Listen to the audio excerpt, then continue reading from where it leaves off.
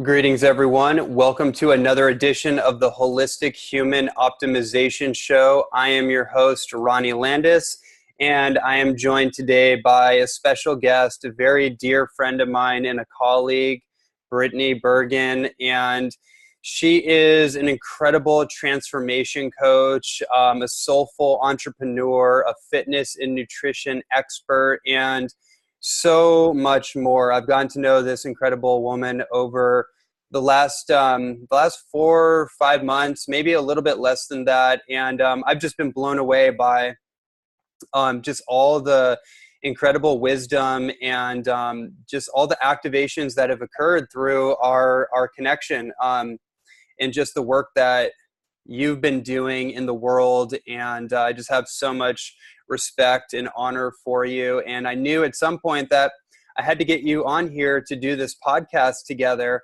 because there's just so much that has occurred in all of our conversations and dialogues, and seeing the work that you do in the world has just been really inspiring for me. So I figured, why don't we get you onto the podcast and share your brilliance, your wisdom, and your insight with everybody in the world. So here we are. Yeah, I'm so happy to be here. Thanks for having me on the show, Ronnie. Yeah, my pleasure. Oh, a little bit interference. Yeah, absolutely. One of the, I want to start this off by giving everybody a little bit of a reference for you and your background. The work that one of the areas of work that you've been really focused on is in the fitness arena. And obviously that plays into your nutrition journey and helping people really fine tune their nutrition for physical performance. But the work that you do has expanded and gone so far beyond that. So I'd love for you to share a little bit about your background, how you got into this field, and and also how your work has expanded beyond that. Yeah, I would love to share about that. So I often tell people that my work in this realm really started around the age of 10. Like, as soon as I could get my hands on a woman's health magazine, which was the best thing I could find at that age, I started reading and researching. And I think it was even my mom's Chatelaine magazines had like workouts in them and stuff. And I was drawn to health and fitness from a very young age. And at that young age, I almost started to become this little child coach of the family, right? And I think it's interesting how much wisdom children have, and often we don't access that. And at a young age, I started saying little things to my mom, like, hey, let's swap out our white bread for whole wheat bread, right? So it was like really little things at a young age. And then I've always been an athlete. At first, I'm a Canadian girl, so ice hockey was my sport. And I played that at a very high level, like AAA hockey, and tried to make it on the university team. And I've had a few ACL tears and stuff to my knee. And so I just didn't quite make it there. And so nutrition for me was always not only about being healthy. I think it started with health when I was younger, and then it became about performance. So performance as a hockey player, which eventually led me to, when I didn't make it down that path, which was a blessing, right? It always leads us. Sometimes we think, oh, this really sucks, I didn't achieve my hockey dream. And yet what it led me to eventually was CrossFit, because CrossFit is a much more linear sagittal plane sport. You don't need to turn and pivot and rotate like you need to in hockey. So I was able to do that without an ACL, because I torn it 3 times. So I don't have one in my knee, and I just live life anyway, right? I decided to opt out of the 3rd surgery. And so then it was okay, performance nutrition for CrossFit, which at that time, the realm of CrossFit was all into paleo. So I dove into the paleo world and didn't know what I was doing, and actually gained weight, right? Because you can end up eating a very high fat diet and not the best fats, and there's all kinds of other things involved, right? So after that, I got into tracking macronutrients, protein, carbs, and fat with a coach who helped me reach a weight class for powerlifting, which is the squat, bench press, and deadlift, which I competed at an international level, and did really well in. And so he helped get me into a weight class. And I remember, like, God bless his soul, he helped me so much. And then at the end of my journey with him, when I was in my weight class, I said, there's got to be something more than this. Like, can we look at supplements? Can we look at nutrient timing? What can we look at beyond macros? And he said, if you have the accountability and you can do this yourself, then you've basically got to figure it out. And I just knew that wasn't the answer. So that sent me on this journey, this path of seeking, where I created the nutrition program that I don't coach it so much anymore. I have employees who coach it. I created our 14 habit nutrition program, which talks about nutrient timing, which talks about supplementation, which talks about all these other things. And we still include macros because, I think there is still some benefit to that, especially in the sports realm when people aren't even ready, willing, or able to dive into something deeper, right?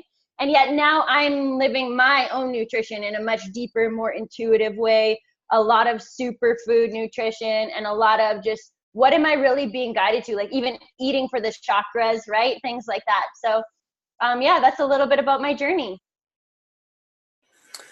Yeah, I'd love to dive a little bit deeper on that because a lot of people may be only aware of that particular conversation, the macronutrient conversation.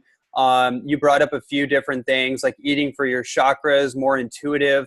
I'd love to get a glimpse of what that looks like for you. And also, how has that evolved from going from that place and also I'd love to talk about a little bit about nutrient timing because that's a concept that if you haven't been in the fitness world, then you may not be well aware of it. But it is something that I think is relevant for people that do want to experience more performance, whether they're an athlete, they work out, they do yoga, or they just want to experience more optimization in their energy.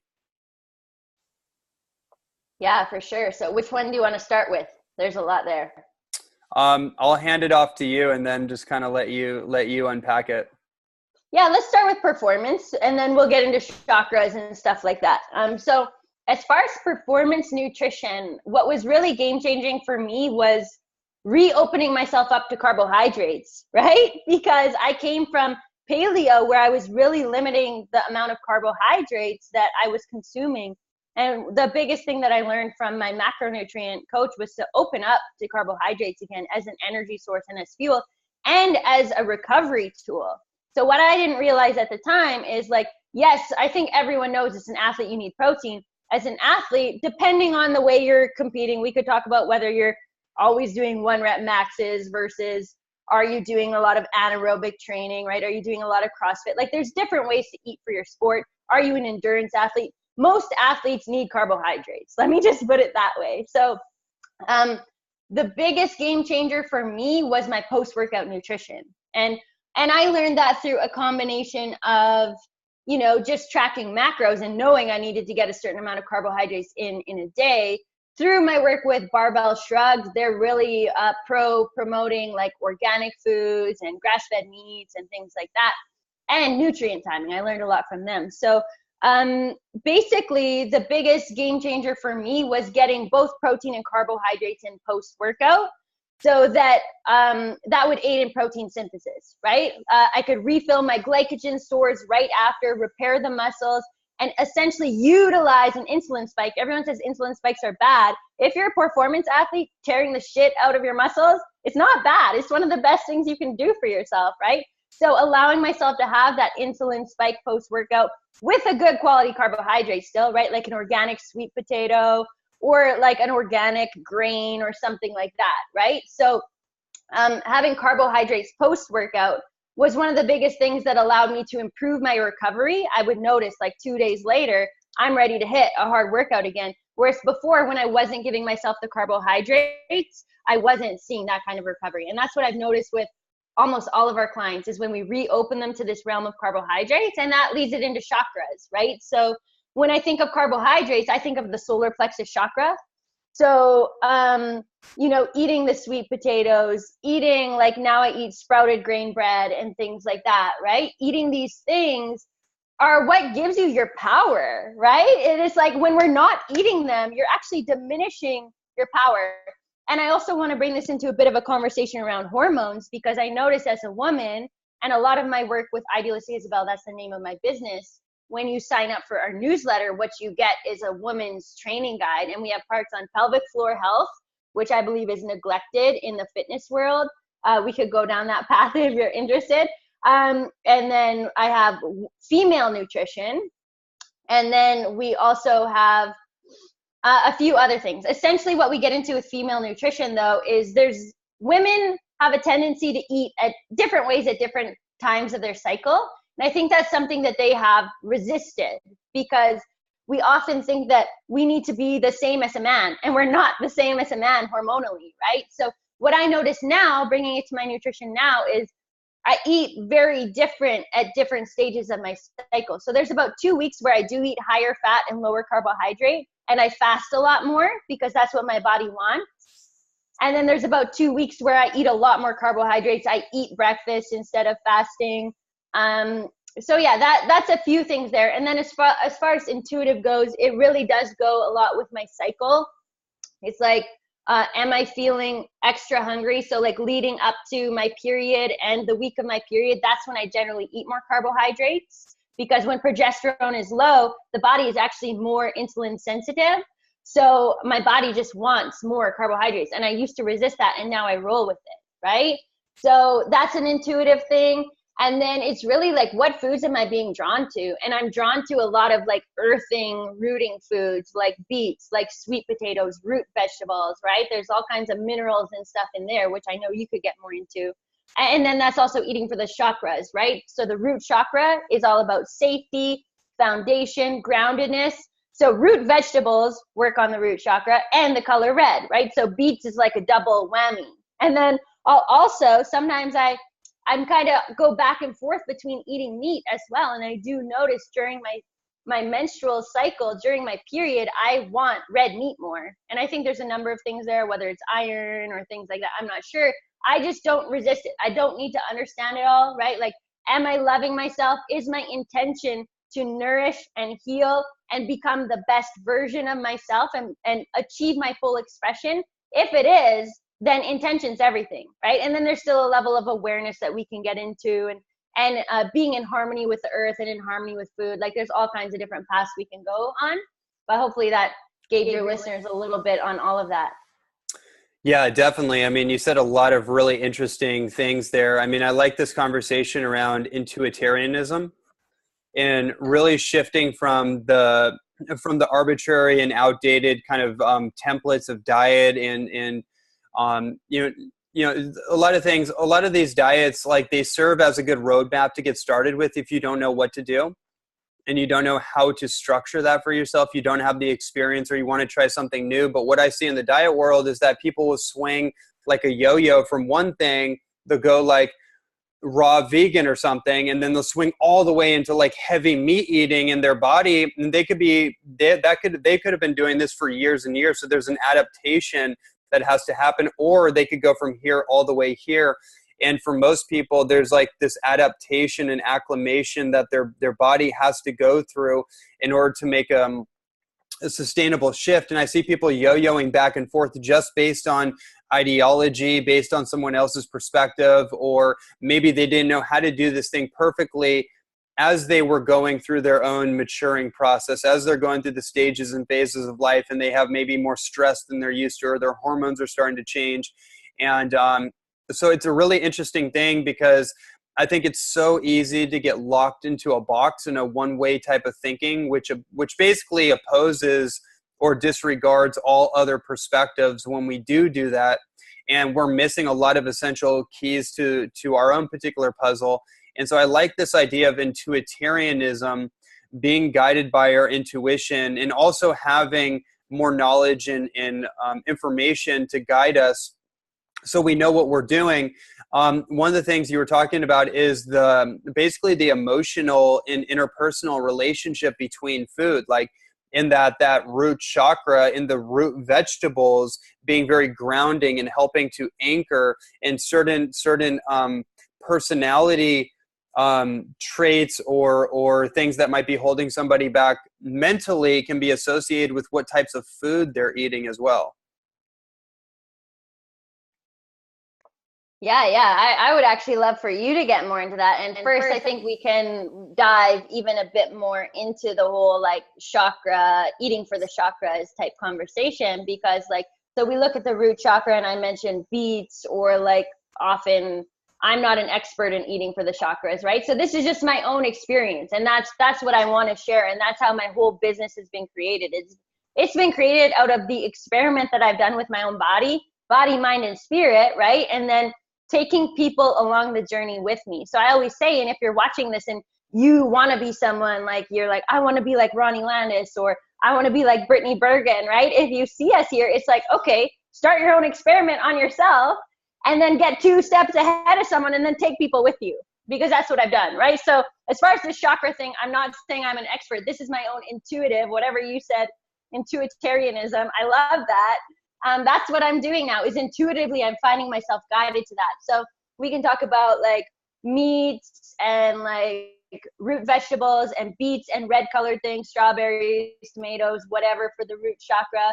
And then my favorite sacral chakra, the color of the sacral chakra is orange. So that's where I love sweet potatoes, because it's like a double whammy of the root chakra and the sacral chakra. And the sacral chakra is all about femininity and flow, and also about unconditional love and sexuality and all of these things, right? So I find the interesting thing is, whenever I find myself drawn to work on a certain chakra and I let myself intuitively eat rather than eat in a structured way, I notice I'm eating the colors of that chakra. So for example, I was just visiting some friends in Encinitas, and they had blueberries in their fridge, and I just like wanted to eat all of these organic blueberries, right? And blue is the color of the throat chakra, and I'm wearing blue today, right? Because I'm meeting and speaking with all of you. And I was also interviewed on a podcast, and notice how often I wore the color blue there, because I think that's really part of my expression, is speaking, right? So moving up now, we talked about the solar plexus a bit as like carbohydrates. Yellow foods are a little harder to find, right? But there's things like ginger, there's things like maca powder, things like that are really energizing. And that's what the solar plexus is about. It's like your powerhouse. It's a masculine chakra, right? And then moving up to the heart, which is the last of it actually merges the physical chakras with the spiritual, right? So above the heart, we have the throat, the third eye, and the crown chakra, which are all in the spiritual realms. And then below that, when we have the root, the sacral, the solar plexus, we're in the physical realms, right? They're heavier, they're denser, and things like that. So the heart is really the bridge, and that's why I think it's so important to take care of the heart chakra. And that's where we get all of our superfood greens, right? Like our spirulina, the chlorella, all of that stuff that's really cleansing. And the heart chakra is also associated with the liver, right? So anything you would do to cleanse your liver is also opening your heart, and vice versa. Yeah, that's really amazing. And there's a number of layers and perspectives that we can take to that to actually unpack that even more. You know, there's a color code to nature. And so what we found out is that antioxidants basically translate into pigments of color. And so the pigmentation in the food actually has codes and has information stored in it that is relative to certain localized parts of the body. So you mentioned like the heart chakra being green, and we know that green foods are specific to the lungs and are specific to the heart. And like leafy greens and superfood green powders and algae and grass powders and things like that actually purify the blood and create more circulation and blood flow to the heart, which I find interesting. Then you can take it like purple foods. Like blueberries are actually more intrinsically purple, interestingly enough. Like blue is a very, very rare pigment that is authentic in nature. Most nature actually camouflages itself in layers of pigmentation. If you look at a color wheel, when you combine different colors, they create a new color.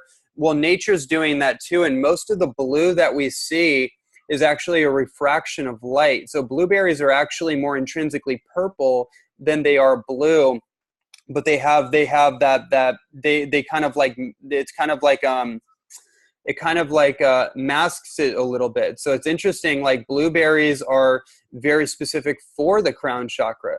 And then you think of like other blue food or purple foods, like cacao, for example. Like cacao, when you pick a cacao pod off the chocolate tree and you break it open fresh and you break open the cacao bean, it's actually purple inside. And it represents that it looks like a brain. It has the hemispheres of the brain in it. And it's specific, and we know that chocolate is a very noble food. Like cacao in its authentic essence is actually very much a spiritually associated food. And so it kind of goes down that line. When you look at the colors of food, I think it's interesting to trace that back to the chakras, and then also the organ systems, like in the Chinese Taoist perspective, the organ systems of the body and the emotions that are stored in the organs. So you're talking about the liver and its association with opening the heart. One of the things I find fascinating with the liver is that's where all the anger and frustration and resentment is stored. And once that starts to get healed and cleared, then obviously the chambers of the heart, the vascular chambers of the aorta and the heart start to open up, but then the energetics of the heart start to open up, and people actually can have profound healings.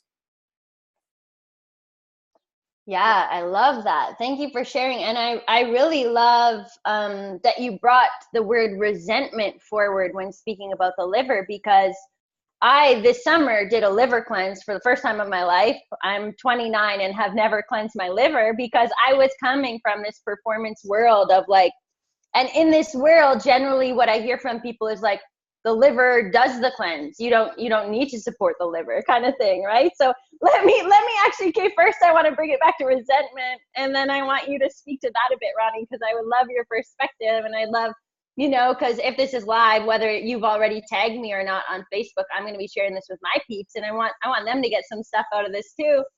And they're coming from a certain perspective, right? My audience is. So, yeah, as far as resentment, that was a huge connection that you just made for me, because I want to share about a year ago, I was training in the gym, right? I was still on this competitive. At that point, I was actually like, I'm training for the Olympics, right? Like I am going for the top thing. And I was pushing hard, like this rise and grind type mentality. And I was in the gym training.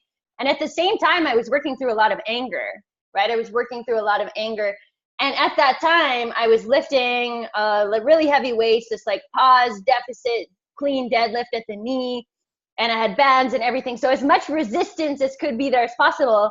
And I got a hernia, right? I got a hernia in this moment. So it was interesting for you to bring in the word resentment. And around the same time is when I started opening up to this concept of like liver cleanse and everything like that, right? Because I was processing a lot of anger at the time, or not processing, right? I think lots of times as athletes, we think, oh, I can just move this in the gym. It's not the same. It's not the same as like truly working through it, right? Like you got to do the real work, and you've got to like ask yourself, why am I angry, right? And anger is a projection generally, right? So anytime I'm looking at someone else and I have resentment or anger energy within me, it's because I'm actually angry at myself, right? So yeah, what happened to me was like a physical hemorrhaging of this anger and resentment in my lower abdomen. And then later on, I moved towards like liver cleansing and got more greens in my diet and all this stuff. But yeah, whatever you feel like commenting on from there, Ronnie. Yeah. Okay. Well, just thinking about the liver, why do you need to cleanse the liver? Well, your liver has over 600 different functions. One of them is that it's the primary detoxification organ, right? And this is a bit of a expanded conversation, but you have 4 organs of elimination, which actually eliminate the metabolites of metabolism and environmental toxins and things of that nature, waste products, but they have to be filtered through a detoxification process. And one of the liver's main functions is to detoxify something that is considered toxic or a burden to the body. As protein is a good example. Like if you eat too much protein, your body has to process all that. And if the liver is backed up and you have something called a fatty liver, it can't process it. A lot of that nitrogenous, undigestible protein gets redirected to the kidneys. And your kidneys are the main elimination organ, similar to the hydrological cycle of nature. They're your internal hydrological cycle that filters and removes water-soluble toxins from the body and urination. So that means kidney stones, gallstones, gallbladder, liver cleanse, like all these are in a feedback loop together, right? So there is a redirection of toxins or compounds in the body. If the liver cannot effectively detoxify them, then it'll get redirected to another area to try to clean up the mess. And then it creates this holistic imbalance throughout the body. I mean, when we're talking about the liver, it can go pretty deep, because the liver is the only organ that can regenerate itself once it's gone down to even 10% functionality. It can regenerate itself. It was hepatoneogenesis, something, no, it's like hepatogenesis, basically the regeneration of liver cells. And just on that note, beets, for example, are actually very liver regenerative. They can regenerate liver cells, which is, it's just something to know about, actually, because we're cross-connecting the emotional, energetic, and biological, physiological connection between our food. And there are certain foods that are specific to certain organs. And so like beets, for example, are red. And so that's associated with our blood. But then there's certain compounds that are regenerative to certain other organs. So, I mean, that's there's a lot there. But basically the idea is that, you want to be able to either do like some kind of liver, gallbladder flush, or do some kind of cleansing approach where you're minimizing the caloric intake, or the heavy kind of dense energy, that dense material that's coming through the liver, so it can regenerate itself. So it doesn't create a burden on the rest of the body. And if you're an athlete, one of the biggest problems with athletes is they're eating way too much nitrogenous protein, which is meat essentially, and way too much of it, and all the wrong kinds of it, right? And that stuff has been building up over the years and years and years. And you don't notice this kind of thing until the last straw that broke the camel's back occurs, until you have that moment where you feel the pain in your liver, or that stored aggression starts to build up. And that's an overheating of the system. And that's also an indication that the liver is not working properly, because the system is heating up too much. It's like it has to cool down.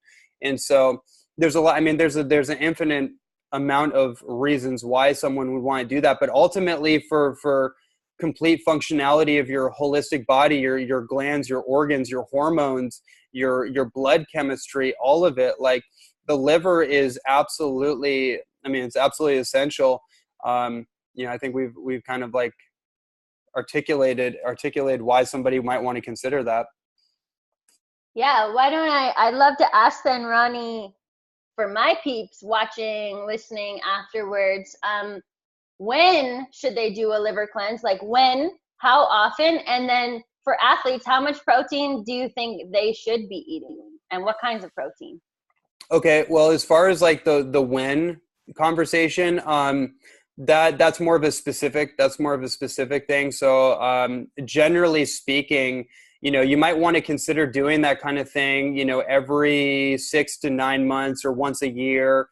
If you've never done it before, then just kind of going into it and starting gently, starting easy. You don't want to go all in on a full-on liver gallbladder approach. If you haven't attuned the rest of your biology, you haven't done any kind of like juice cleanse, or any kind of like maybe doing liquids all one day with like juices, teas, water, smoothies, that kind of thing, going through an entire day of doing just liquids, that right there can be very powerful. If you're going to want to go way deeper into a more specific liver gallbladder cleanse, then that's something that you can look into. There's a lot of information on the internet that would be a lot more specific. I definitely want to talk about the protein conversation, because one of the things that we discovered, and I know you know this, is one of the most effective ways to actually get protein synthesis and assimilation is actually bypassing the protein itself and going directly into amino acids. And this has been something that I've been looking at for years, which is amino acid therapy. And amino acid therapy is incredible. I mean, in psychiatric, clinical settings, people dealing with depression, people dealing with mood swings, psychological imbalances, people will be put on high dosages of free-form amino acids, because the neurotransmitters in the brain, like your dopamine, your serotonin, your GABA, those are all built from amino acid precursors. Those are the building blocks for your neurotransmitters. And then there's also the gut-brain connection. But your muscle tissue, needs the amino acids. In fact, everything in your body, all the glands, your immune system actually needs free-form amino acids. And what we're finding out is that there's a lot of people with protein excess, but amino acid deficiencies. And that can, I mean, that's an endless amount of like kind of delayering of like how far that goes into the microbiome, the microvilli in the small intestine breaking down so people can't absorb the amino acids.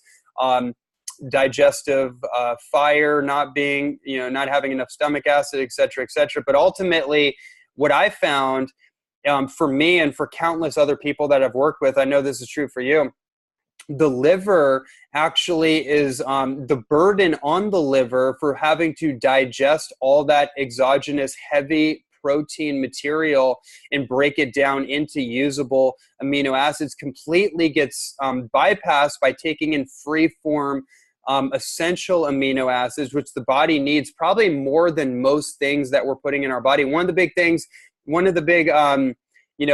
that I've had to deal with in the raw food and vegan and vegetarian world the last decade is this, the question still gets asked. I'm totally astonished. People are like, where do you get your protein?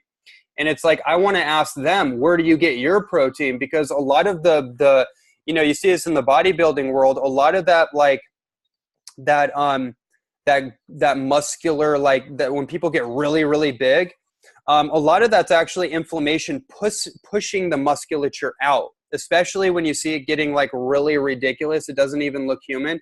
That's actually inflammation pushing the tissues out.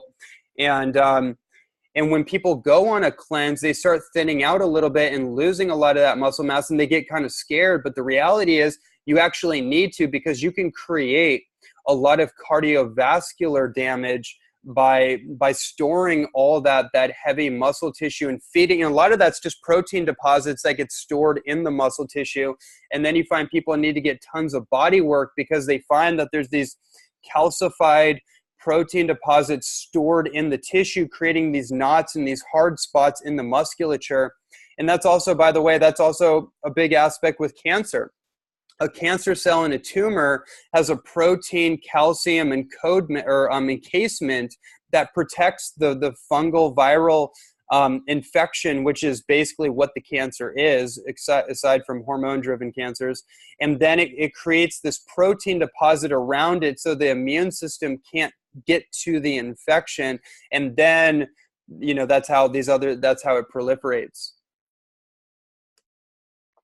Yeah, I think like as far as these like tight knotted muscles and everything, like you're sort of preaching to the choir here about that, because I'm just coming to the other side of that being my truth and my story, right? So it's funny because just yesterday I went for a massage for the first time in a long time after I've been transitioning to adding a lot more superfoods to my diet, doing a lot more yoga, still weight training. And yet my massage therapist yesterday, she was like, wow, I can actually feel the difference between the muscles in your body that are relaxed and the ones I need to work on. Whereas she said 90% of people who walk through, and I know this used to be me, their muscles are like a rock, right? She's like, especially athletes who come in here, like their whole body's like a rock, so they're really hard to work with. Whereas me, because I've been doing all this healing work and really pulling back the layers and all kinds of healing work, right? Like from like the root chakra, very most physical healing I can be doing, like nutritionally, changing my way of training, like everything in the physical realm that I can be doing for healing, I have been doing that. And then also spiritually, right? Like opening up to different kinds of healing modalities and energy work and doing all this ancestral healing and different things like that. And anyways, yeah, when my massage therapist massaged me yesterday, I could feel a difference too. I could feel her working on me. I'm like, whoa, this feels like a completely different experience. So it's interesting for sure. Yeah, I would love to shift the conversation into more of the spiritual realm and more of the life transformation side of things, because I know the work that you've done has evolved from just really focusing on fitness and nutrition into really helping people as a life coach, but I would say like something much more like helping people activate their DNA, helping people activate their connection to their higher intelligence, and really like guiding and really like connecting to their soul awareness, their soul intelligence to guide their life in a more profound way. And obviously using nutrition as a way to empower the physical body so they have the capacity to take in that voltage, that high voltage electricity of that energy that is coming through them, so they can anchor and ground that in their physical body. I'd love to really segue into that side of things with you. Yeah, man, this is where I get really lit up and excited, because I love the physical plane. I love the physical reality. And like, even if we look at the way the chakras develop in the body, and we've been talking about chakras a lot, and some of my peeps might not really know what they are. So I just want to bring it like a whole bunch of steps back first. And that's chakras are energy centers in the body, and each one has sort of like a different purpose and focus. And yeah, so essentially there are different chakra systems as well. So the one that I'm talking about is like a 7 chakra system. So going from like the root chakra all the way up to the crown chakra here, there are 7 chakras or energy centers. So yeah, I guess we're moving up into the crown, we're moving up into the third eye, right? We're moving up into, so here's my intuition, my third eye center here. And when you really get down this path, like I remember going back to how I got down this path, the first time I ever felt my third eye was when I hopped on a call about almost exactly 2 years ago with Mike Bledsoe, who ended up being my life coach or spiritual mentor for about 8 months. And then now we're friends, right? So I often use the term friendtor. And that's what my experience has been, is like, you know, we can start as mentors of each other, or have a mentor type relationship, and then a friendship evolves out of it. Or like maybe we both have badass, amazing skills, and we can be friends and mentor each other, right? So the first time, anyway, bringing it back to the third eye, the first time I ever felt and was like, what is going on, was when I hopped on a call with Mike Bledsoe. And I was like, I was seeking so much, and coming from this place of like, let's look at it this way. So I'm going to like, you guys can't see this if you're not on the Facebook Live. I'll do my best to explain it for anyone listening on the audio.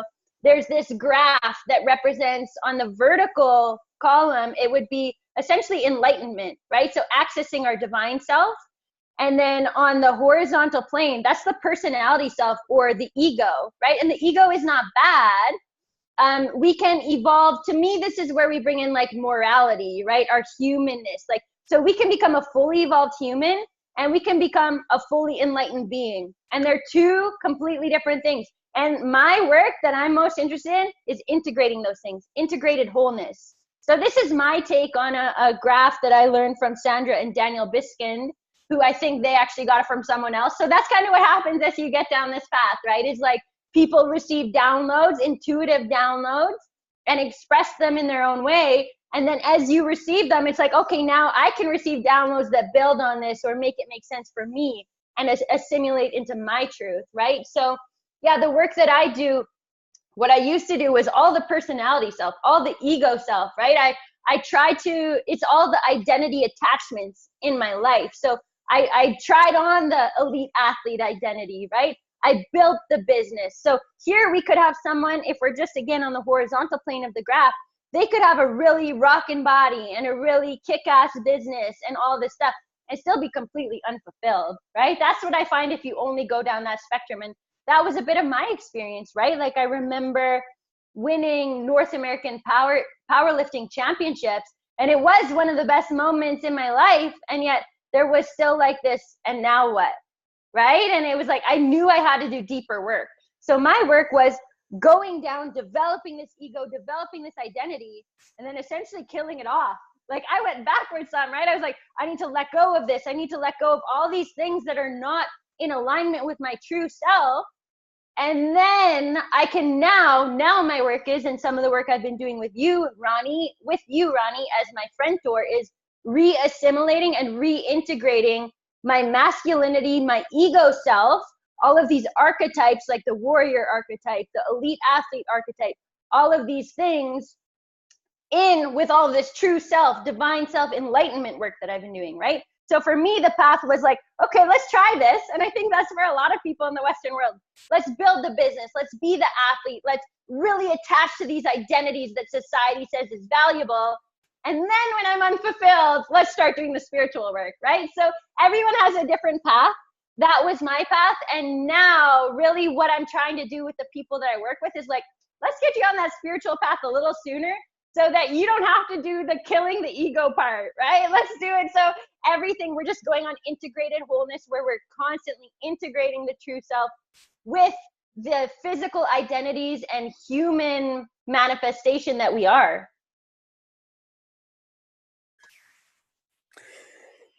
Brilliant. Beautiful. I mean, I love the word integration, and then talking about these different archetypes, because in the human persona and the psyche and the subconscious exists all the different archetypes that we've ever lived out in our current life, past lives, in the human collective. All these things exist, right? And there's the positive side and the negative side. There's the different ways that they express.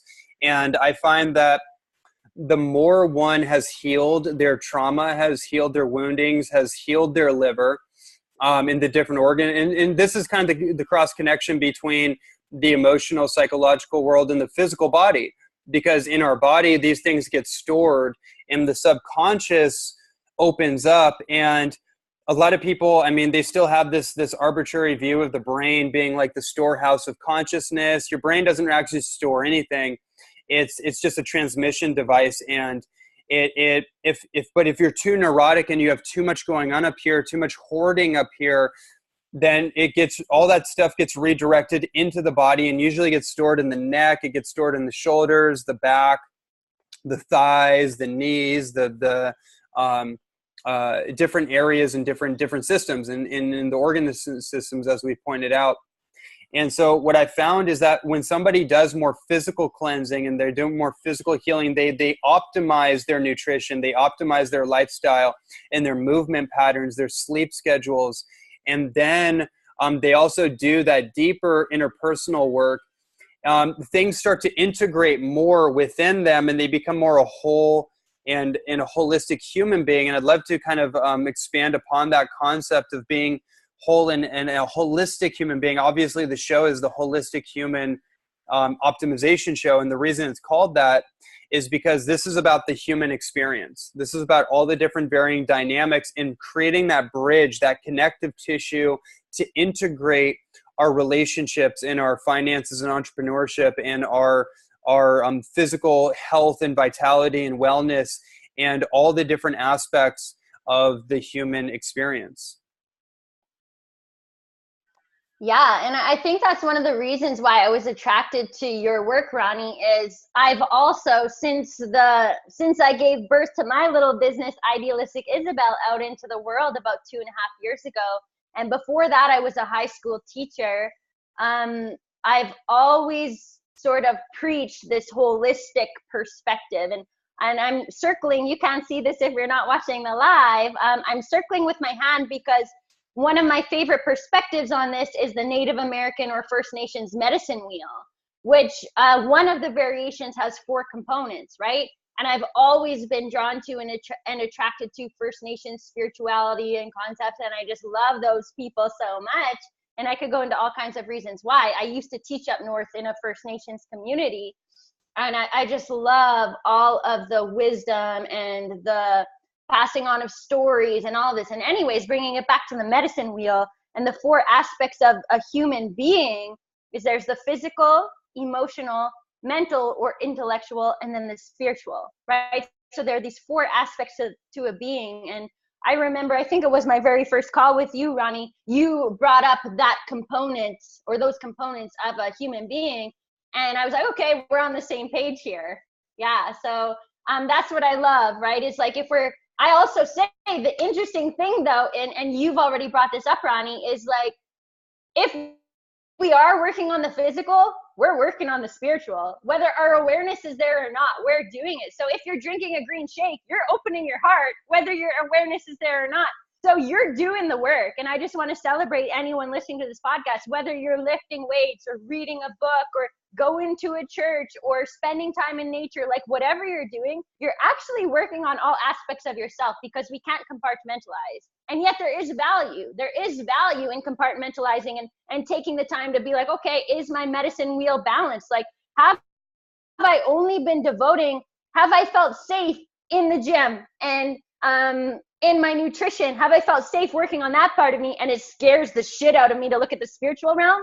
Then I better go there, right? Because whether you're aware of it or not, you've been doing the spiritual work. You've been doing the work that's bringing you to a point of, like, even going back to the chakra system, right? Like maybe you've been living in your solar plexus as like this warrior weightlifter, and now you've done the work, like, oh, I'm feeling a little sad, right? I'm feeling a little sadness in my heart here. That sadness is pulling you to that place to be like, there's more, right? So there is value in compartmentalizing, and yet you're always working on all of it.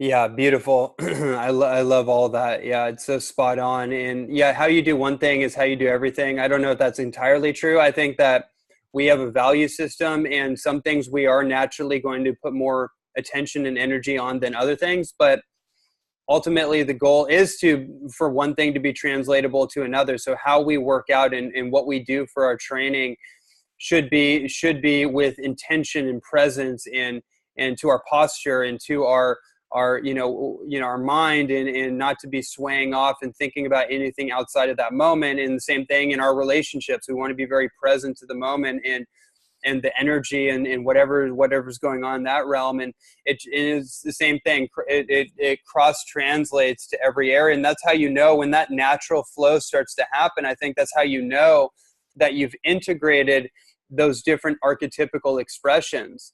And just thinking about working out, there's so many different ways. There's working out, and then there's working in, right?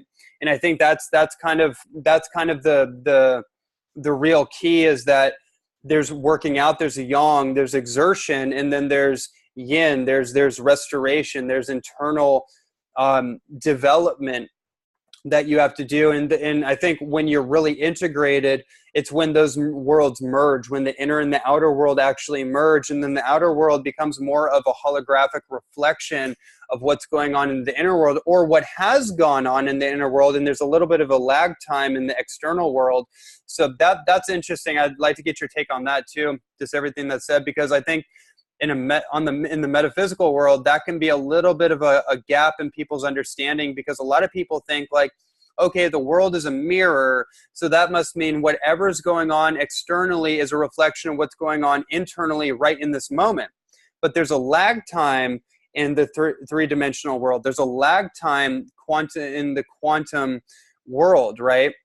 Not in the quantum world, but in the Newtonian physical world, there's a lag time. The inner world's more of the quantum world. So there's, the seed takes time to germinate. So it's not an accurate reflection of what's going on, but it's almost like the way that I look at it, it's like it's reflecting both what has been and also can reflect what is going on right now. It's both. Yeah, I love that. And I feel like that is super pertinent with where we're at, like energetically, and all of the cosmic stuff going on right now, because that's a lot of what I've been seeing, right? It's like a lot of being, and this is what I've heard about eclipse season. I don't know. Again, I'm an auditory learner. So when I hear things, I absorb them.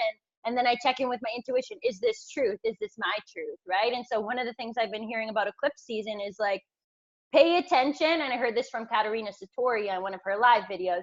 She said, pay attention to the people that you meet during eclipse season, because she met some of her most fierce allies last eclipse season. And it's like the people and the connections that you're making, or even if you're watching this live, right, it's going to be enhanced. Like today's a full moon. So we're in some powerful shit today. And I'm really happy to be here, like sharing this with you and being able to receive all these messages. So yeah, as far as the lag time, I want to go there. And first, I actually want to go back to the whole concept of like yin and yang, or I say yang, maybe that's like a westernized version of it. But I want to bring it back to that, because I think my peeps will really resonate with this. When you're like this performance athlete and you're running a business and you're showing up in masculine energy a lot in your life. You're showing up in this yang energy, or I always say, like, you're yanging the fuck out too much, right? So like, you got to learn how to yin and balance that out and work in, like you said. So even just like for me, that can be as simple as going and laying on the earth, like go and lay in the grass, right? And allow your body to receive the negative ions from the earth and just be rejuvenated and revitalized. Or like do a little bit of Tai Chi, right? Like open up to moving energy with your hands and coordinating with your breath, or do some yoga, do some stretching, really focus on the breath to work in. That's probably the most powerful thing you can do, is focus on your breath, create the energy that you then need to work out. And if you're more interested in that, I would recommend Paul Chek's work. He's really founded this whole concept of working in and working out, and he actually works with the chakra systems and everything like that. So I wanted to go back to that a bit, because that's been my journey and my process, is like learning how to balance myself out, right? And for me, it was really like a whole year of chilling the fuck out, I would say. It was like a whole year of like getting into my yin, getting into my femininity, like signing up for dance classes, like practicing yoga, letting go of the barbell.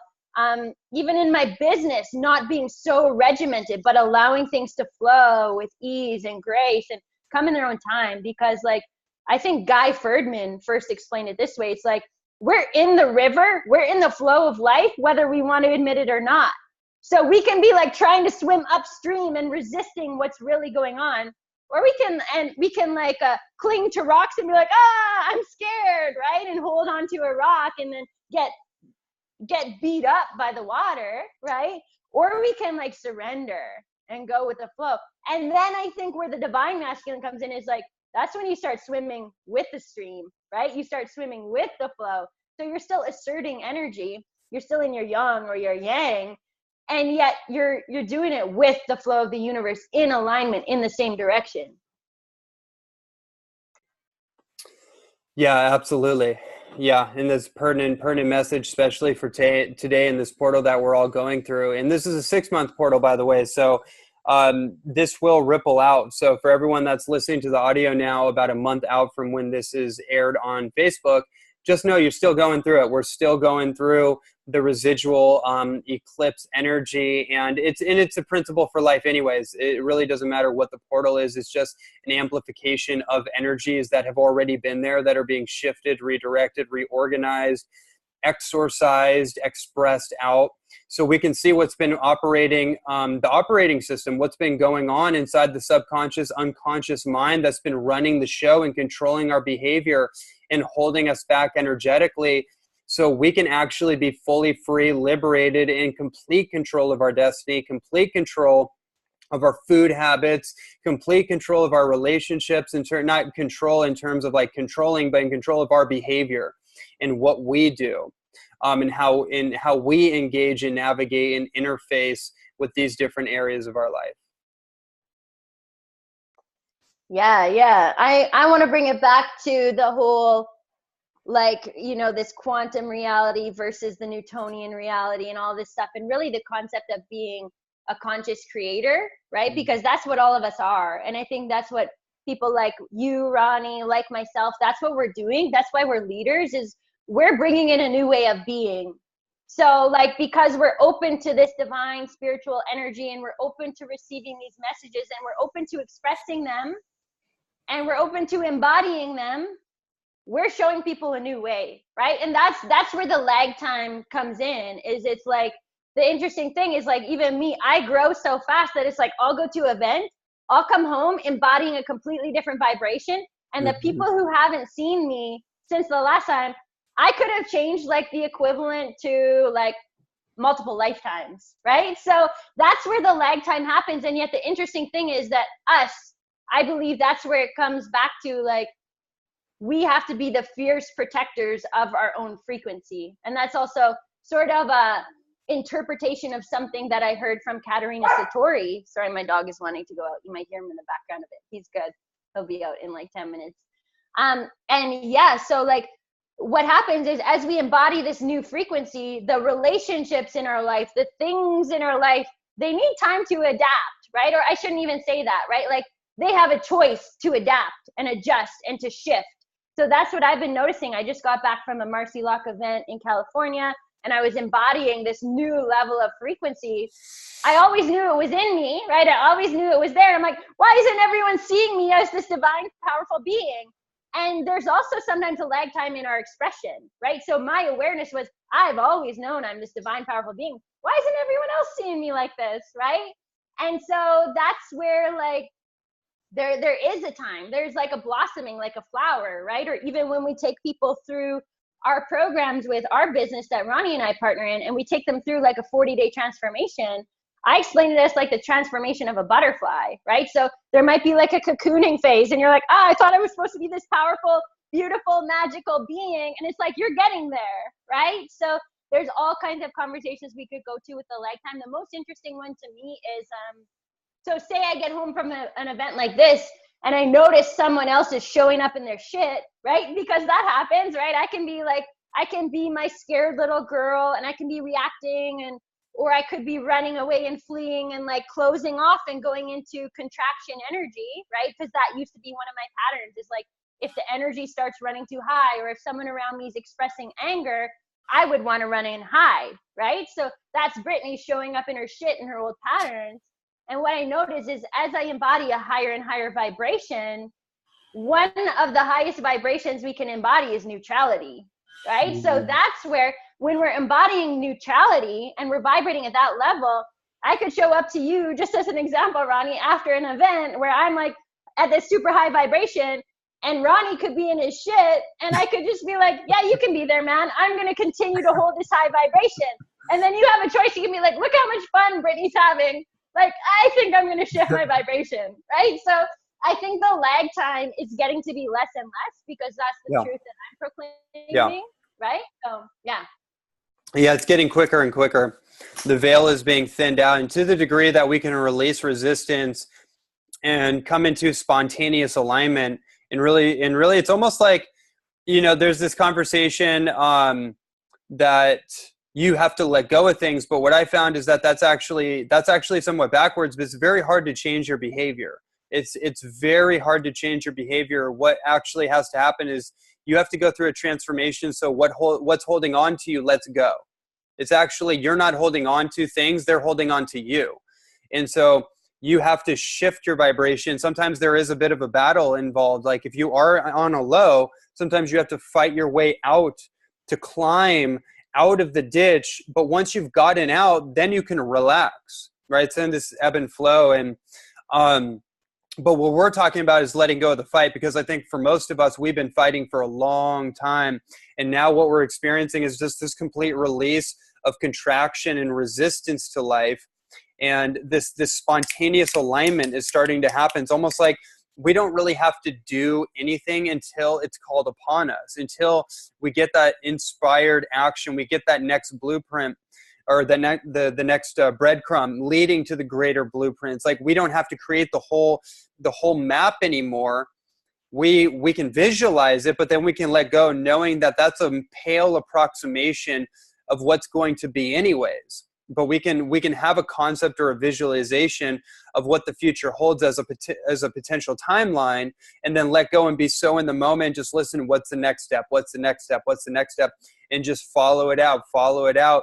And then, you know, I feel like that's really the process. And I've noticed with me and my vibration, my frequency, like I'm a whole new person than I was a couple of days ago, because I decided that my inner work was just as important, or in a lot of ways more important right now than the external work. Even though I have external goals and things that I'm trying to accomplish, I just realized if it's not in alignment and it's creating a resistance, then I can't do that, because I'm sending out a communication signal to the universe, to my higher self, to the forces that organize everything for my life experience.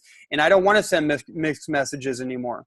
So I'm willing to delay gratification of what I want in the moment for what I want long term, which is ultimately spiritual fulfillment. It's not about, you know, this business goal or this relationship outcome that I'm really wanting to push for. It's like none of that. It's like I want to be fully fulfilled.